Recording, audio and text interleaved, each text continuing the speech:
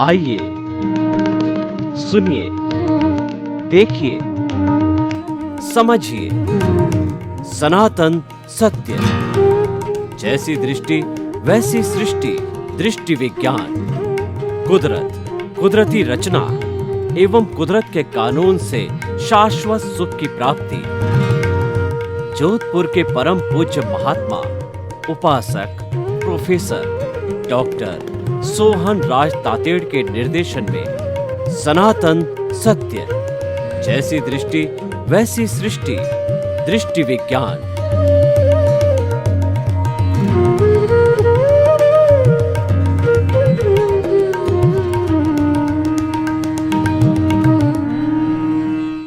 हमारे इस आत्मविज्ञान कार्यक्रम में आपका हार्दिक स्वागत है, अभिनंदन है, सत्कार है। आत्मविज्ञान साइंस ऑफ द सोल कार्यक्रम के अंतर्गत हम आपको सही दृष्टि, सही सोच को आधार बना करके आपकी रॉन्ग बिलीफ को समाप्त करते हैं और आप में राइट बिलीफ का बीजारोपण करते हैं। आपके जो नकारात्मक भाव है उसको हटा करके, उसको तिरोहित करके हम सकारात्मक भाव भरते हैं और इसीलिए सारे एपिसोड्स बताए जाते हैं। हर एपिसोड कुछ न कुछ देने वाला होता है, हर एपिसोड में कुछ न कुछ मूल्य बताया जाता है, हर एपिसोड के अंदर कुछ न कुछ के चारित्र का गुण बताया जाता है। तो आज इसी क्रम में हमारा बहुत ही एक विशालतम विषय है कि सभी पापों का कारण राग और द्वेष। भाई और बहनों, इस दुनिया के अंदर व्यक्ति जीवन जीता है और वह जीवन जी करके पाप और पुण्य का अर्जन करता है। बुराई है वह पाप है और भलाई है वह पुण्य है। और पीछे से कोई व्यक्ति अगर पुण्य लेकर के आता है तो वह भलाई का कार्य करता है और पीछे जन्म से कोई बुराई लेकर के आता है, पाप कर्मों को लेकर के आता है, तो पाप की कमाई करता है। झुग्गी झोंपड़ी का प्राप्त होना है, ये हमारे पूर्वकृत पाप कर्मों का फल है। और विशाल बंगले जैसा घर मिलना, परिवार मिलना, बच्चे मिलना, सुख मिलना, सुविधा मिलना, प्रतिष्ठा मिलना, पद मिलना, ये सब हमारा पुण्योदय है। तो इस दुनिया के अंदर हम देखें कि सारे, देखिए, पुण्य को कमाने वाला है वह है धर्म। धर्म के माध्यम से पुण्य मिलता है। पुण्य मार्केट में बिकता नहीं, पुण्य जो है खरीदा नहीं जा सकता। पुण्य नाम की कोई चीज़ स्वतंत्र रूप से नहीं है। वह तो जब हम धर्म की क्रिया करते हैं तो हमको बाई प्रोडक्ट के रूप के अंदर हमें पुण्य मिलता है।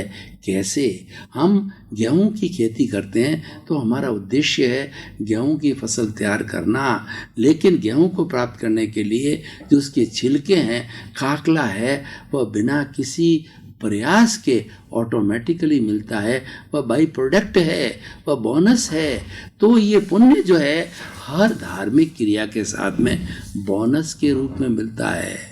तो जो व्यक्ति अच्छा बने, व्यक्ति धार्मिक क्रिया करे, व्यक्ति अच्छा उद्देश्य रखे, व्यक्ति परोपकार करे, व्यक्ति ज्ञाता दृष्टा भाव में रखे, व्यक्ति आत्मा को सेंटर में रख करके साधना करे, वो सारा जितना भी धार्मिक क्रियाएं होती है उस धार्मिक क्रियाओं को करने से पुण्य हमें बाई प्रोडक्ट के रूप में मिलता है।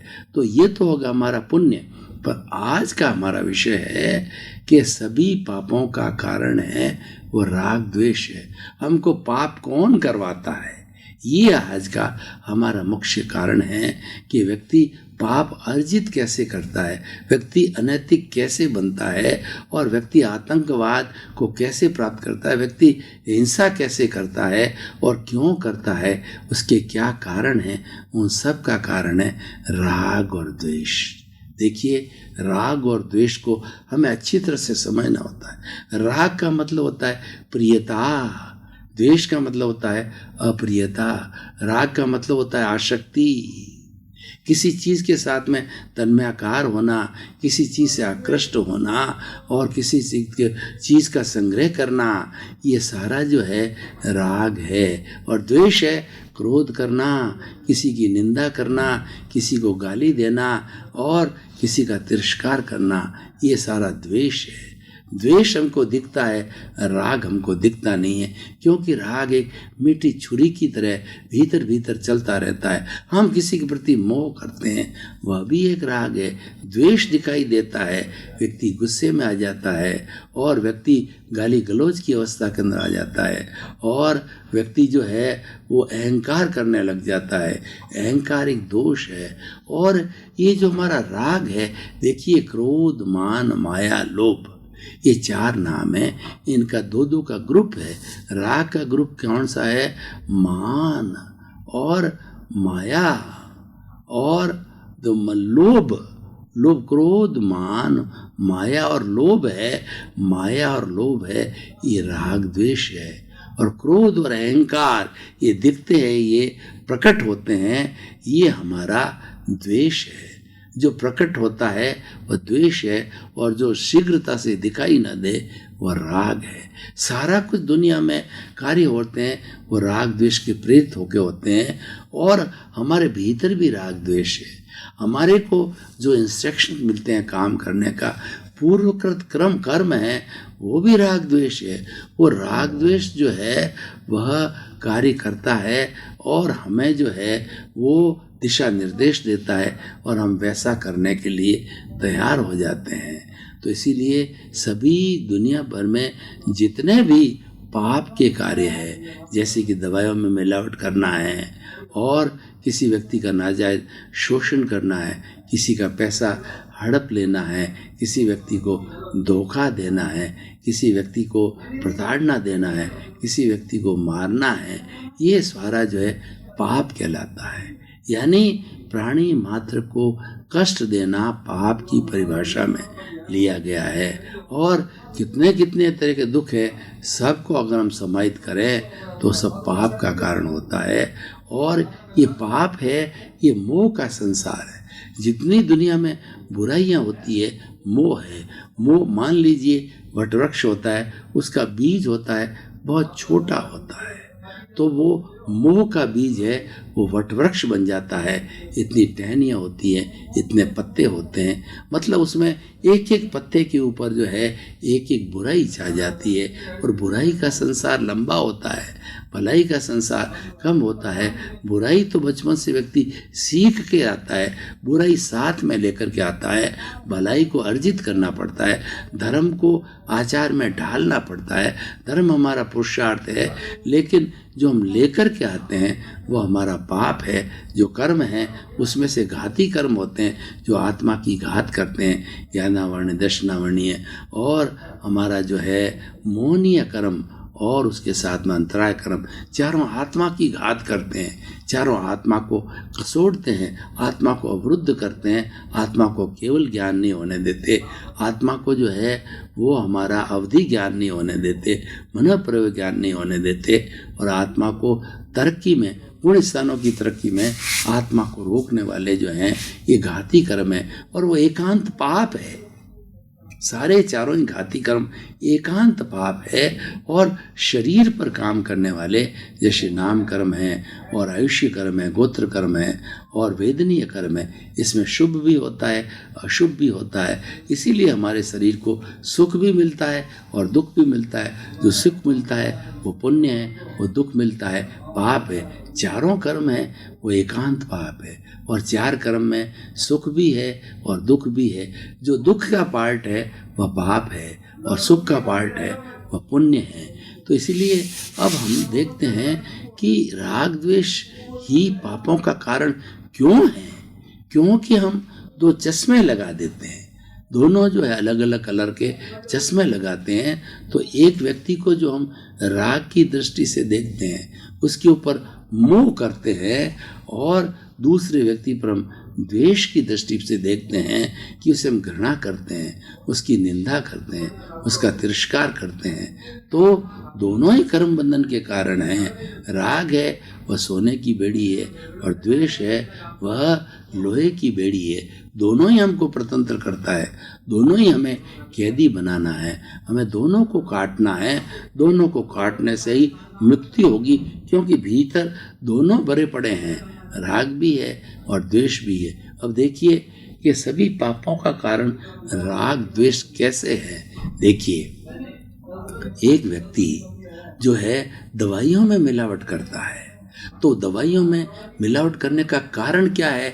अधिक पैसा कमाना चाहता है, वो अपना बैंक बैलेंस बनाना चाहता है, वह पैसे के प्रति उसकी स्वार्थ की भावना जागृत होती है, वह अपने को वो एक सिंबल ऑफ स्टेटस बनाना चाहता है कि लोग मेरे को समझे कि ये करोड़पति है, अरबपति है। उसी के वशीभूत होकर के वह दवाइयों में मिलावट करता है और उससे पैसा कमाता है। यह बात अलग है कि जब उसके ऊपर रेड पड़ती है और ये सिद्ध हो जाता है कि ये व्यक्ति अनैतिकता है, तो उसकी हालत तो बहुत ज़्यादा बुरी हो जाती है, उससे भी बुरी हो जाती है जो कि बेचारा सामान्य व्यक्ति जो है सीधा साधा काम करता है, उससे भी वो गया बीता हो जाता है। आज देखिए कि बड़े बड़े जो है वो बाबा लोग हैं, जो कि मठाधीश है, वो करोड़पति अरबपति है और लोग उनको भगवान की तरफ पूजते हैं। मैं किसी पर ब्लेम नहीं कराना चाहता, लेकिन उन्होंने चरित्र पर धब्बा लगाया। वो कंचन कामिनी वाले हैं, वो धन वाले हैं, वो मठाधीश है, तो वो मठाधीश है तो वो कंचन कामिनी वाला साधु कैसे हो सकता है? और उन्होंने अभी जो है उस जो है होश बेहोश होकर के, यानी भावावेश के अंदर मदोन्मत्त होकर के चरित्र हनन का काम किया। तो बहुत सी जेलों के अंदर आज जेलों के जो सिकीचे हैं, उसी के भीतर जो है वो लोग जो है वो प्रताड़ित हो रहे हैं, दुख पा रहे हैं, सलाखों के पीछे वो दुख पा रहे हैं। क्यों? कि उन्होंने पाप का अर्जन किया है, उन्होंने पापकारी प्रवृत्ति की है। और वो पापकारी प्रवृत्ति किस लिए की है? कि धन कमाने के लिए। धन कमाने की भावना है, ये आसक्ति की भावना है, ये राग की भावना है। अब मैं एक द्वेष का उदाहरण देता हूँ कि एक व्यक्ति जो है अपना गुस्सा निकालने के लिए दूसरे व्यक्ति का मर्डर कर देता है। तो मर्डर करने से उसने द्वेष की स्थिति प्राप्त की और किसी को मारना है, ये महापाप है।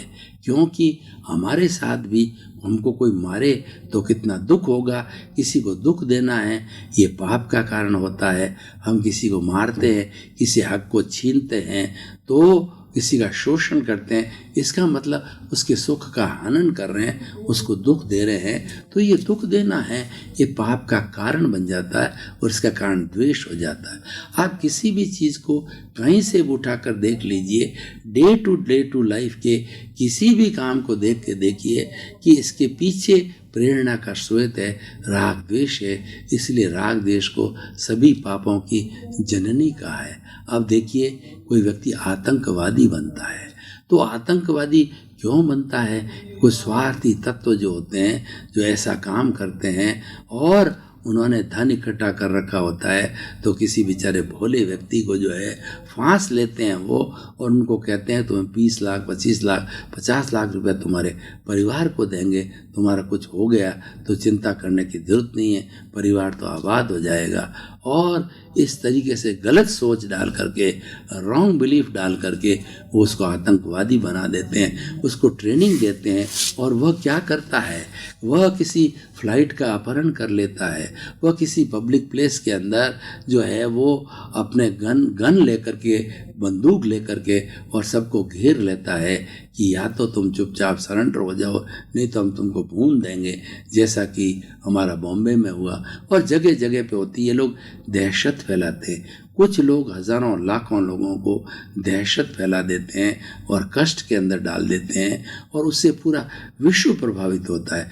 क्योंकि कोई ऐसी गतिविधि चाहता नहीं है, लेकिन ऐसी चंद संस्थाएं हैं जो कि ऐसा कार्य करते हैं और वो ऐसे भोले भाले युवा लोगों को उस बातों में नियोजित करते हैं। तो ये सारा क्यों होता है? ये सारा पैसे के लिए होता है, ये सारा धन के लिए, औलत के लिए होता है। वो भूल जाते हैं कि ऐसा धन है वो हमें कभी न कभी जेल भेजेगा, हमारे लिए दुख का कारण होगा, हमारे लिए अशांति का कारण होगा और हमको परिवार से दूर रखेगा।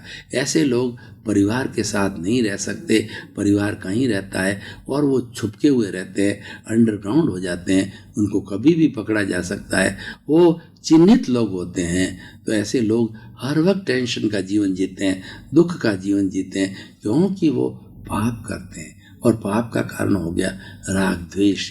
इसीलिए इस दुनिया के अंदर ऐसा बताया गया है कि पूरी जो सृष्टि है वो वीतराग है। वीतराग का मतलब है उसमें राग द्वेष नहीं है।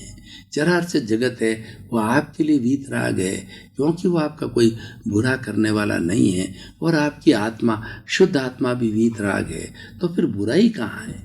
ये सारी बुराई हमारा राग द्वेष रूपी जो कार्मण शरीर है, कर्मों का जो पुलिंदा है, जो वेयर हाउस है, जिसको कि हम लिंग शरीर कहते हैं या हम उसको कॉजल बॉडी कहते हैं, यही हमें नए नए नए नए शरीर धारण करने के लिए बाध्य करता है। और बेचारी उसके साथ में हमारी आत्मा भी है, वह भी घसीटती रहती है, वह भी दुख पाती रहती है, क्योंकि वह भी इससे बंधी हुई है। और इसको छूटने का कारण वो इस राग द्वेष, देखिए शरीर के छूटने का कारण भी राग द्वेष की शुद्धि है, आत्मा के छूटने का कारण भी राग द्वेष की शुद्धि है।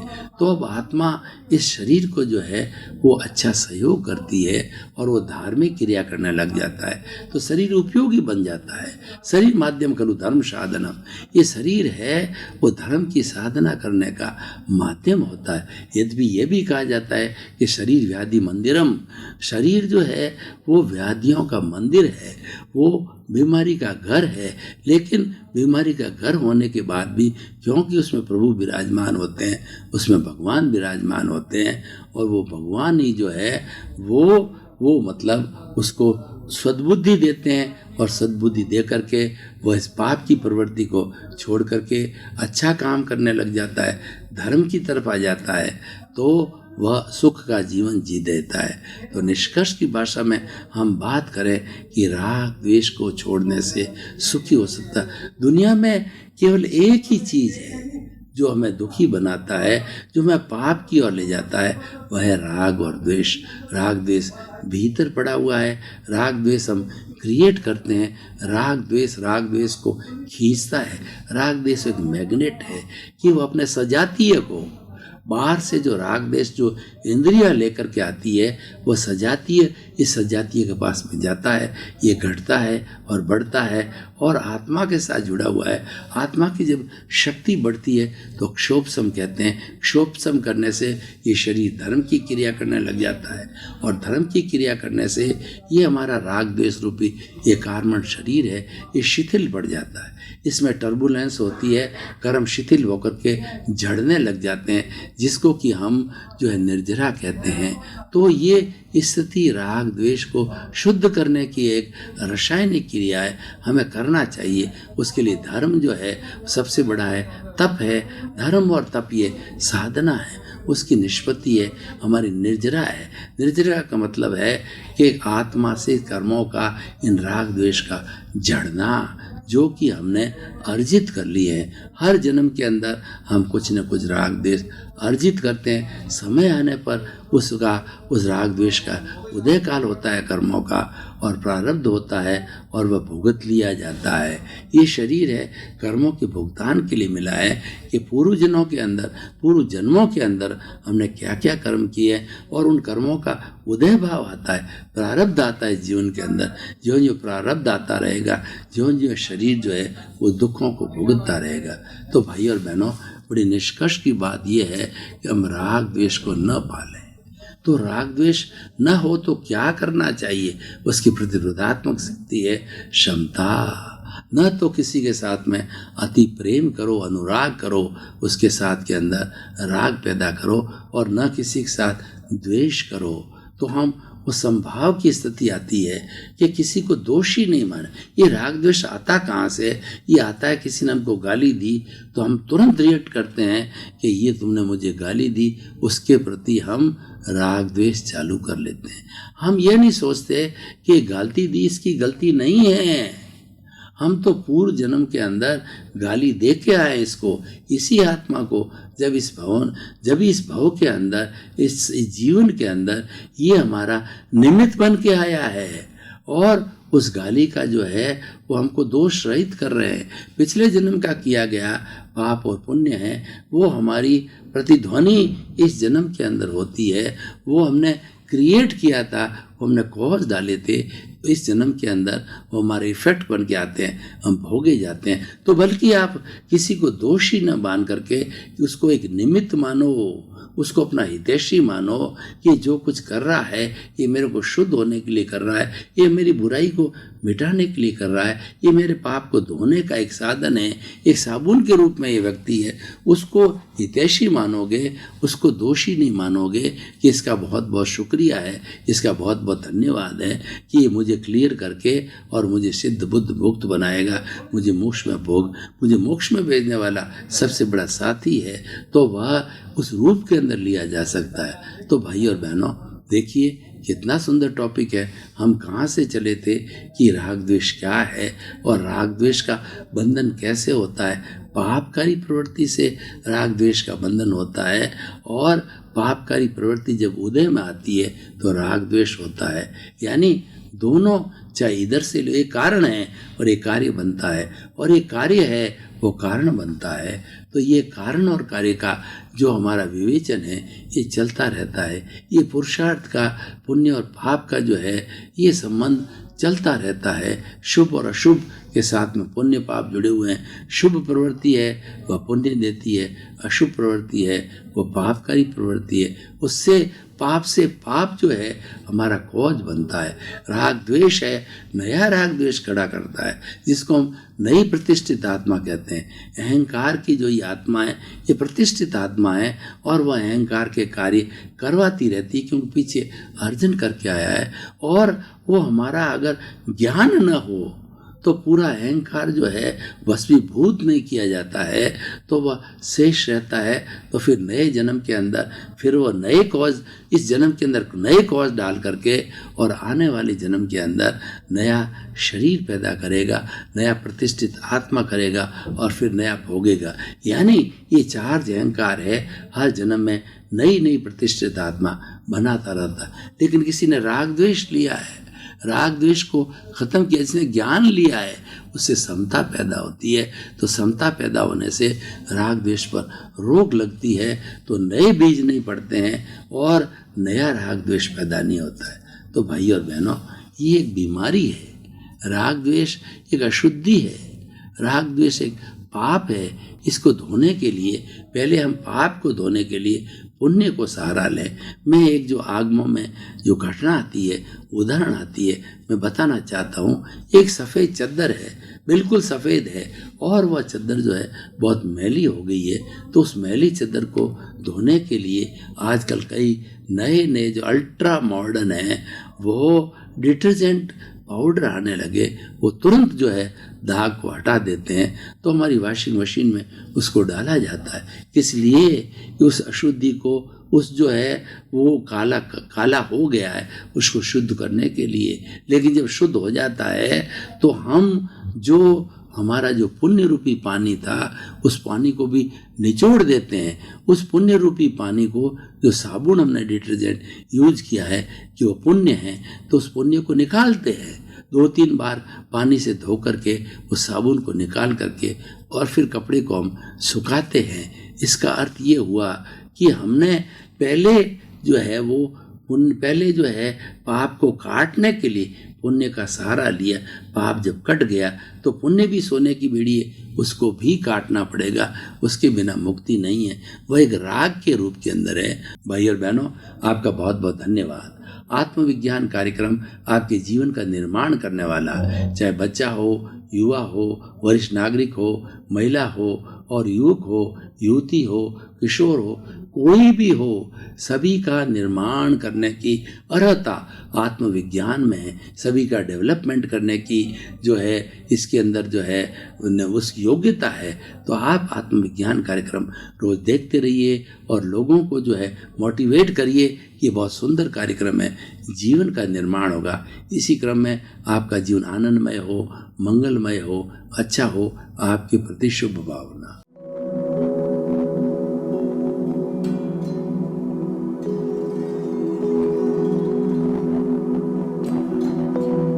एक ऐसा अंतर्राष्ट्रीय ख्याति प्राप्त मानव जो गुरु प्रेरणा से पिछले 20 वर्षों से वानप्रस्थ जीवन जीते हुए 24 घंटे मानवता की सेवा में संलग्न है।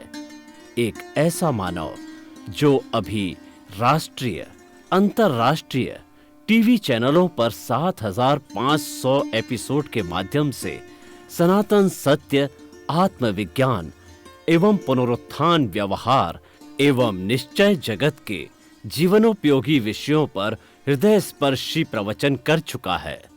उस मानव का नाम है महात्मा उपासक प्रोफेसर डॉक्टर सोहन राज तातेड़।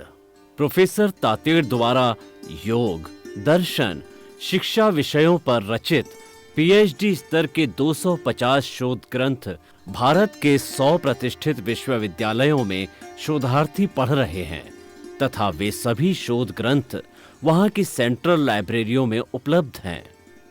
महात्मा सोहन राज ने अभी तक हजारों स्कूलों, कॉलेजों, विश्वविद्यालयों एवं संस्थाओं में सेमिनार, वर्कशॉप, कैंप लगाकर लाखों विद्यार्थियों को योग, दर्शन, शिक्षा का प्रशिक्षण देकर उन्हें सुसंस्कारित किया। डॉक्टर तातेड़ ने भारतीय संस्कृति उत्थान के 4000 से अधिक समसामयिक विषयों पर आर्टिकल लिखकर ऑनलाइन जर्नल, पत्रिकाओं, वेबसाइट्स पर प्रकाशित किया, जिसका उपयोग लाखों पाठक कर रहे हैं। उपासक तातेड़ के 5000 से अधिक आज का सुविचार, आज का शुभ संदेश, आज का मंगल भावना योग आदि चिंतन websites, Twitter, blogger, Facebook, YouTube माध्यमों से लाखों लोग अपना जीवन निर्माण कर रहे हैं।